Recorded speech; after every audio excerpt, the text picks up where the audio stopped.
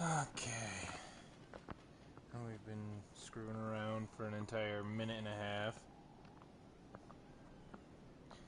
Alright, that looks good. We're good. I got that open. I'm the only one watching myself right now. Pull up my topics for today. Where are we at? Okay. I just gotta get a quick sip here. Oh, it's not even warm enough yet. I guess we'll just go on though. For today. Okay. Well, there's another round of this. My horse has run off somewhere, and honestly, I don't really care because he's kind of loud. Okay. That's where we're going to go today. So, I guess first items of business that I want to go over. Some comments that were made on the last one. Some things that I felt like I needed to clarify. My stance on some stuff, and one thing I remembered wrong. Last time I said that when I found the Raven by Edgar Allan Poe, I said essentially that I just got the idea that I just wanted to look it up, when in fact that wasn't the case. Which made a lot of sense, because when I was saying that story, when I was telling that story, I was like, well, okay, just because I knew kind of sort of what the Raven was doesn't necessarily mean that I would have felt the need to look it up. Turns out, actually, my sister was in the room at the time, and when I said that the Raven was a horror story, she was like, no, it's not. I'm going to go put this in the microwave real quick. You guys can accompany me.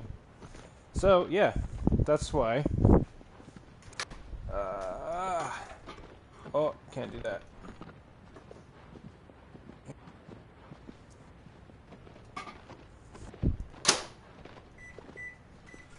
So, that is why, that was the impetus for me actually looking up the Raven when I was playing games with my friends.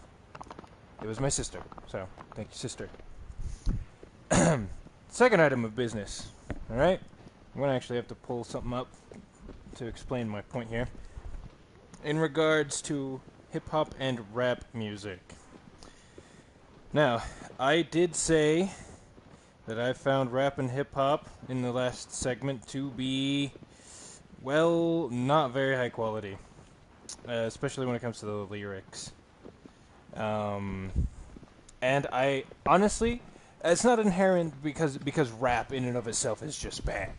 I have no doubt that there are actually really, really good rap songs. There we go. Are we good finally? I think it's good. I have no doubt that there are some lyrically amazing rap songs. Some songs that just make you go like, whoa. That make you just like stop and question and think and oh, my screen went dark. Our HDMI is having some issues. And just makes you question and just digs down deep into those emotions and just like starts poking around in your heart that you didn't even know you had places there, you know? I have no doubt that those things are a thing, but generally speaking, they're not around. I mean, if you think of a rap song, think of any... Yeah, I can't even think of 5, but think of 5 rap songs off the top of your head, right? What is the subject matter about? Always something very surface level. There's never anything more that you need to dig deeper into there. The rhyme is okay, and it can be really clever, but clever is the best at a rap song, technically, that I have seen. Like, that is the biggest, the most praise I can ever say that I've seen for a rap song is, oh, it was kind of clever. They tend to be very repetitive. Again, surface level. Their subject matter does not require any further thought. The instrumentals behind them are always samey and simple. You know, you got a couple of drum beats, and then that's essentially it. You know, it's just... Honestly, I don't feel like it's that high quality when it comes to the more technical and artistic aspects to it, you know? In just for comparison's sake, this is an excerpt of some lyrics from a, I don't know what I'd call a metalcore band, essentially metal slash punk music. Okay, a friend showed to me just earlier this week. It goes, well, I had a Technicolor father with mechanical parts and an on and off heart switch. And he snapped all our plugs, dragged them out through the doorway like electrical entrails. As they dangled behind him, intestinal, worm-like, I grabbed one and sank in my teeth. It showed no signs of life, as static as a starscape that pulses when the channel is missing and a signal is lost. Only to be seen at night, in dreams and lucent skies. And yes, we have found out, 'cause it's only fair. You withheld words of affection from when I cared. Now it's too late to mend us. We start to deteriorate, but we can always remember. We would not have been the same.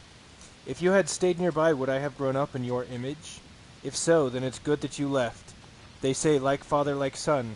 Is that the reason I constantly feel like I don't exist? I lost my fallen teeth to the bottom of the pillow. I lost all my sleep on Christmas Eve. And I do it all over for the little optimism that I harbored before you taught me to never believe. I just can't stand to see the same old walls. Try to leave me all alone. I don't want to see you at all. It can't be helped. I'm bottling everything up. You promised you would deliver me. You promised you'd keep me safe and sound. Father, the day you die, I hope you die in a living room. I hope the irony does not let you laugh. I hope the life that flashes before your eyes is mine, and it doesn't flash fast. If you had stayed nearby, would you have taught me to vanish? If so, then it's for the best. They say like father, like son. Is that the reason every time a person loves me, I find it hard to love them back? Like that. Oh my goodness. And my horse is going crazy. Oh my goodness, those lyrics, I didn't even have to listen to the song. I had a Technicolor father. They pulled out our plugs and dragged them away like they were intestines. Like, as somebody who grew up with video games, like, this really speaks to me. Because, again, the original question, just from the subject matter, there's no real rhyme here at all. But, like, so this is very obviously about a guy who is missing his father, whose father is absent. And he says, a Technicolor father, what was it, one more time? Oh, shoot, now I gotta scroll all the way back up. A Technicolor father with mechanical parts and an on and off heart switch. So, like, a dude who's kind of a scum and artificial and not a real dad, mechanical, robotic, fake dad. Like, that right there. And then the, pulling out the plugs and having them stop their video games. And that was the other thing. It's like, I'm assuming by this he's also saying that he was almost raised more by video games than he was by his dad. The TV spent more time with him than his dad ever did. And he talks about, if you had been around, would I have been made in your image? Well, in that case, maybe it's better that you weren't around, so I didn't grow up to be like you. And there's just so much more, and the more you, think about it and dissect it, the more you get out of it, and the more double meanings there are, and the more, it's just so deep. Like, there's so much to it. Whereas, I mean, again, I don't know very many rap songs. I really don't. This is admittedly, unknown field to me. But, really, what was the last rap song you heard that had this kind of depth, huh? So, that's my opinion on rap music. Again, I am more than happy for a rap song to come and just blow me away. I mean, again, with this little thing, that's all it is just words. Now, if you could do that and put it into a rhyme scheme, and man, you put a little beat back to it. It doesn't even have to be complicated, but the words in and of themselves are just so meaningful. And so if you put a little beat behind that and you put it into rhyme, freaking that would be amazing. Oh, there's a car alarm going off.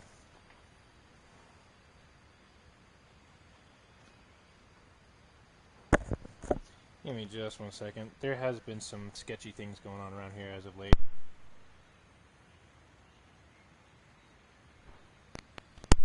Oh no, it stopped. Never mind. Yeah, there's been some break-ins into cars in the parking lot of my apartment complex. Every time I come home, there's a security guy now hanging out in the parking lot. Okay. That's my opinion on rap music. Again, I'm totally open for a rap song to come and just blow me away and just shut my mouth right up. But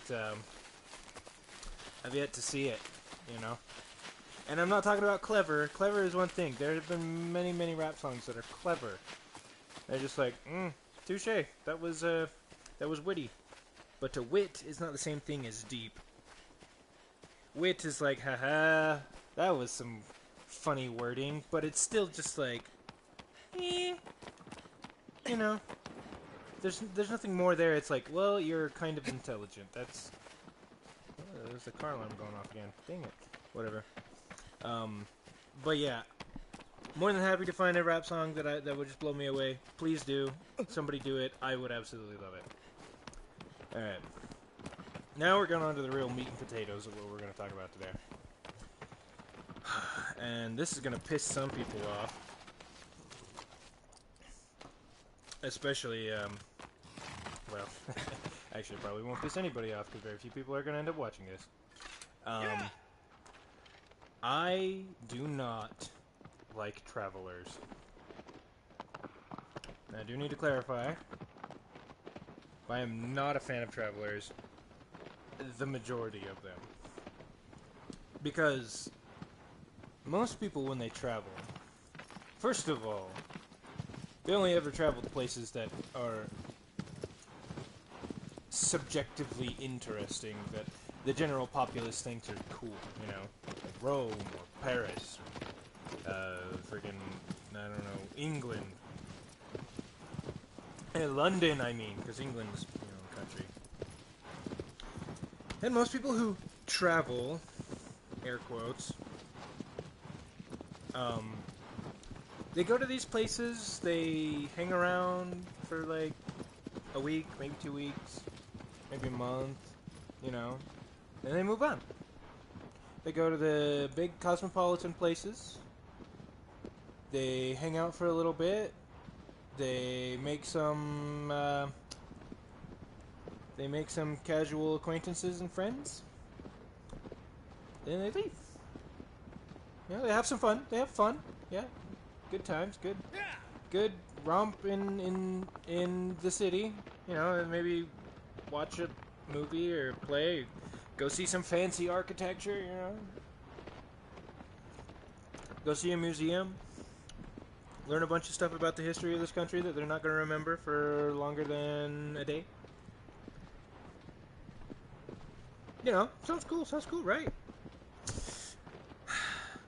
I hate that. I hate that because much like the rap music that I've listened to, most travelers, and this is saying most, this is not saying all, don't get me wrong, it's not saying all, but most travelers, they only ever experience a culture or a place in a very shallow manner. Like, for example, I lived in Japan for 2 years. I lived there. It was my job to go talk to Japanese people, okay? I lived there. I lived with Japanese people for a good portion of my time there, too. I've been studying Japan for years. The language. I've been studying the language, the culture, poetry, art. I've been studying this for a long time. And there's still so much that I don't know about. And so, the other day, we're at work, and I can't remember what happened specifically, but this girl comes in, and she starts talking, and we're helping her with whatever phone nonsense she has going on. And one of my coworkers, he taught English in China for 4 months or something like that, which is great. But this chick mentioned casually something that she had, you know, done a homestay, not a homestay, but like she's gone on vacation to Korea twice, and China once or something like that. She's been to a couple different Far East Asian countries. Um, but so my coworker and this girl start talking about their experiences, and my coworker, he's humble about it, which doesn't, which I think is cool.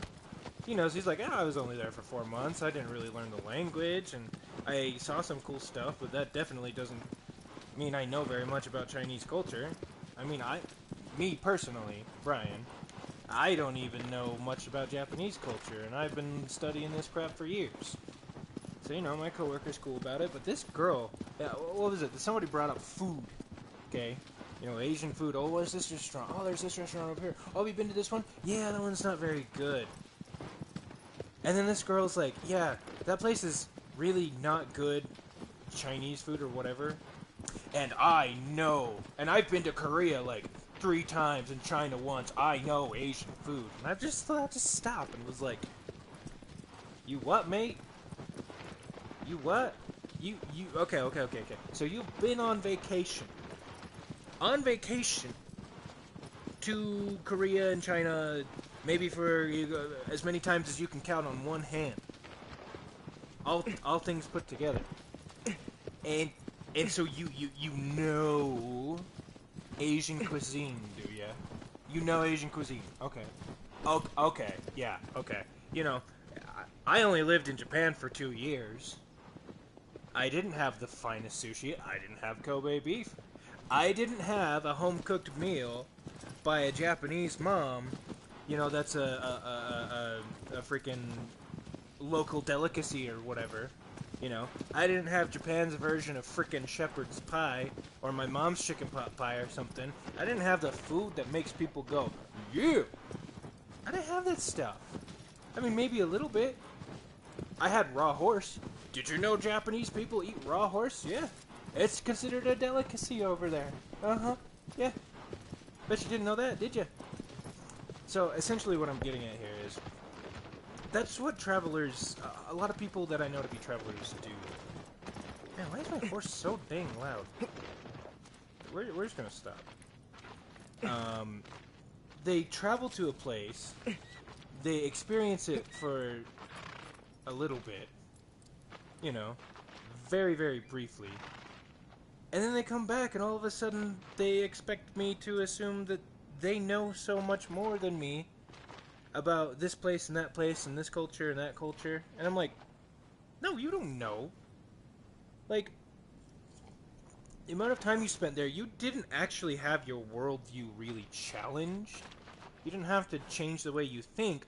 You were there long enough that you could just add it to your brain and then view that culture through your own lens and interpret it through your own lens. You didn't have to, recontextualize stuff. You didn't have big challenges to your beliefs, Like, for example, going back to the Japanese thing, one of the huge themes in Japanese literature and thought as a whole is the idea of impermanence and transience of everything. Everything in the world will end. I've been reading so much Japanese literature and learning about this stuff that it is actually a part of what I think I see it everywhere. I think about it without thinking. It just naturally is in the back of my head all the time. Everything that I see in this world will come to an end. All the friends that I've made will either separate or they will die. I will die. My parents will die. My family and friends will die. And it's this constant, this constant pervasive understanding that this is a thing, I honestly, and had I not gone to Japan, I never would have these notions like I do. Like, I don't just understand this concept, I feel it, if that makes sense. When I watch certain, my favorite anime, right, often have that as a central theme. Trying to hold on to something that is just going to inevitably fade away, like everything else does. And because of that, there's this sadness to it, but there's also this, tinted with this sweetness, so it's, both sad and happy at the same time. And I love shows that do that. I love that. It's like it's so ingrained in me now that I honestly say that I feel like I understand that concept. And I understand it to a degree that I honestly can't even put into words. And that's one facet of Japanese culture, mind you. That is just one. Okay? And it's taken me years to develop this type of thing, to learn this thing, and to retrain my thought processes to incorporate it into my being. Travelers, air quotes, most of them, don't do that. They don't know. They go to a place, they experience it, they look at it through their cultural lens, and they come back and then they want to tell me all the cool things they found and all the cool things they learned. Like, you didn't learn anything. You are still you. Okay? And it's just... And it's not so bad when people come from traveling and they're humbled and they're like, yeah, I don't know very much. I don't know very much. Unless, of course, they have been studying and they have incorporated these concepts into them. Like, for example, like American culture, I was thinking of Christmas. Christmas is coming around the corner, right?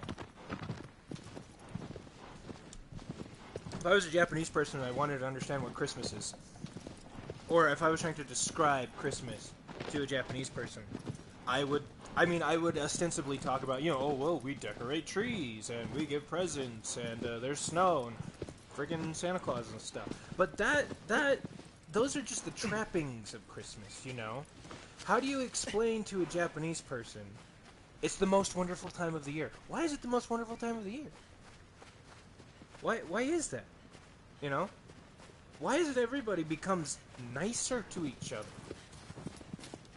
How do you express that feeling that you get when you wake up at like 4 in the morning as a kid and you go out and you see all the Christmas presents underneath the tree and it's still dark outside but the tree is gleaming and you got all these presents and you're so excited and there's candy and food and your family is there and all of these things, and all of the music that comes along with that and all these things that you start associating with each other. How do you explain that to somebody? Because again, most Japanese people would come over and they'd experience the Christmas. They'd be like, oh, look, yeah, they decorated Christmas trees and they had candy canes and red and white and green. It was great, yeah. Now I know Christmas. It's like, no, you don't. You don't know Christmas. So please stop talking like you do. Or if you are going to talk, just understand that there is so much more. There is so much more. And for me personally, I hate the idea of having this shallow understanding of a bunch of different cultures. It bothers me. Because again, you don't understand the culture. That's why I haven't tried learning Arabic, is because I'm still learning Japanese stuff. I mean, I would love to start learning about a different culture, but I got my hands full. I got so much more that I gotta chew on, I don't got time to do another culture. I don't have the resources. I'm still digging in deep, dude. Maybe the Japanese stuff. So, that's my beef with travelers. Oh, and the fact that everybody wants to travel. It's like, oh my gosh, can you think of nothing better to do? I suppose that's the other thing that bothers me about it. It's like, everybody is looking externally for their fulfillment. Like, to me, nothing beats just sitting down with friends and family around the... Funnily, because I was just playing this and it just newly got released, but Smash Bros, There's nothing that beats just hanging out with the people that I love and talking about these things. A smart person can read a book. Like, for example, before I went to Japan, Japan was very much how I actually anticipated it would be. I did not have to deal with a lot of culture shock because I was intelligent enough to realize that all of the things, in all the media that I consumed where I got to see Japan, that was media, and things were embellished and changed, and I had, read things about how Japan actually was, which I also took with a grain of salt, because you never know, because everybody's experience is different. And I also went in there into Japan assuming that any notions that I might have could very well just be completely the opposite and completely wrong. And so when I went into Japan, I already had a pretty good idea of what it could be like, because, you just think about it critically. So I didn't have to deal with culture shock. I didn't really deal with homesickness either. I mean, I kind of wanted to go home, but more because I wanted to go home mostly because on my mission I didn't have the same ways to wind down. And in that sense it was a culture shock, but it was less the culture and more more just the lifestyle, I guess. Which I grew used to it, and I came to understand it and appreciate it, which was great. But yeah, I mean, I didn't have culture shock.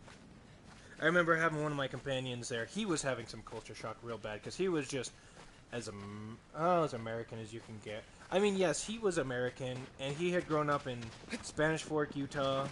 He was kind of hipster-y. Aggro, you're so loud.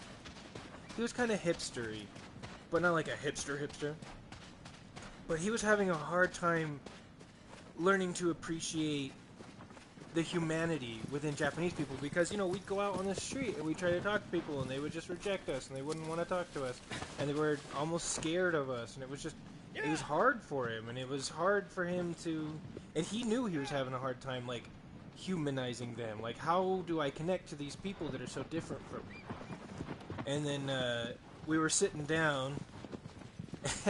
It was cold, it was in the winter, and we just see a jogger go running right by.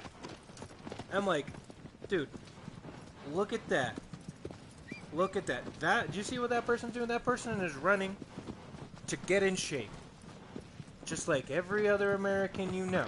They're wearing the same kind of clothes. They're doing it for the same reasons. They're out freaking way earlier than they should be, running in the cold. I mean, yes. What are you doing, you dumb horse? And he looked and it hit him. He's like, yeah, it makes sense. And so what I'm getting at is by critical thinking, you can understand some basic ideas about culture. And again, this almost seems to be flying in the face of what I was just saying. You can't understand a culture. But that's the thing, is like you can understand humanity, but you don't need to travel to understand humanity. And by understanding humanity and learning little bits about the culture, if you're smart, you can put things together.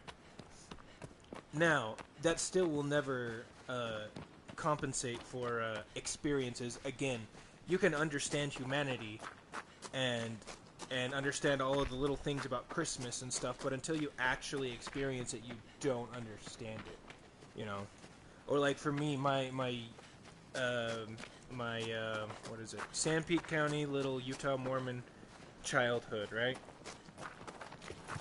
There's no way I can put into words the emotions that I get when it's stupid horse. When I see a sunset coming down over my small valley, and I'm at my old house, and the cool air, just the perfect temperature, and the sound of sprinklers, and the crickets are starting to come out, and the mountains are like this now orangey red with the setting sun, and maybe there's a couple clouds here and there, and maybe you hear the baying of a dog in the distance, and kids running around playing because families are now like going for walks. Like, there's no way that I can put that into words. You would just have to experience it, you know? So, again, just taking this back to the beginning, that's my issue with travelers in general, is they have this notion that they know so much, when in fact they don't. And what they do know is still just so much in their lens of viewing things and understanding that it really is, it's not really anything new that they're learning, you know? They could have the same revelations just by being in the same country and just talking to different people, you know? And you don't need to travel to understand, if you're smart at the very least. You don't need to travel to gain the same knowledge that travelers do, you know? Now, traveling and going out and being with people and talking to people and experiencing the same things they experience and whatnot, that will gain you the knowledge and the wisdom and the learning that most travelers claim that they have. And that way you don't become like this chick who'd gone to Korea 3 times or whatever, and all of a sudden knows Korean cuisine. I just remember the way she said it, and she's like, oh yeah, that restaurant and it isn't even good. And I've been to Korea like X number of times. I know Korean food. I'm like, oh, oh my gosh, you are the reason why I don't like travelers. You don't.